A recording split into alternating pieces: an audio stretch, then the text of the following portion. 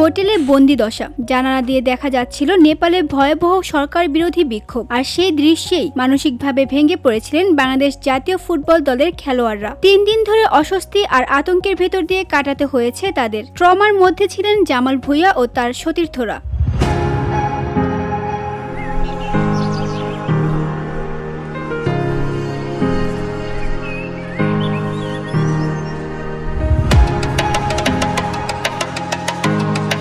অবশেষে গতকাল বিমান বাহিনীর বিশেষ বিমানে কাঠমান্ডু থেকে দেশে ফেরার পর ঢাকায় পা রেখে স্বস্তির নিঃশ্বাস ফেলেন খেলোয়াড়রা।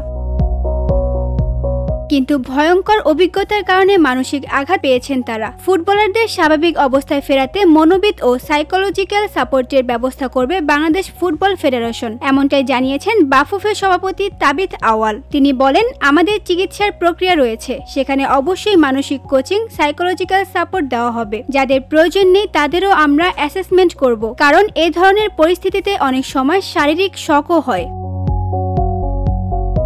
নেপালের ছাত্র জনতার আন্দোলনের ভয়াবহতায় বাংলাদেশি ফুটবলারদের হোটেল পর্যন্ত পৌঁছে গিয়েছিল বিক্ষোভকারীরা। যদিও খেলোয়াড়রা ভেতরে ছিলেন জেনে তারা চলে যায়। বাফুফের সভাপতি জানান, আমাদের হোটেলের পাশেই আগুন লেগেছিল, তবে আগেই আমরা দ্বিতীয় ও তৃতীয় লোকেশন ঠিক করে রেখেছিলাম।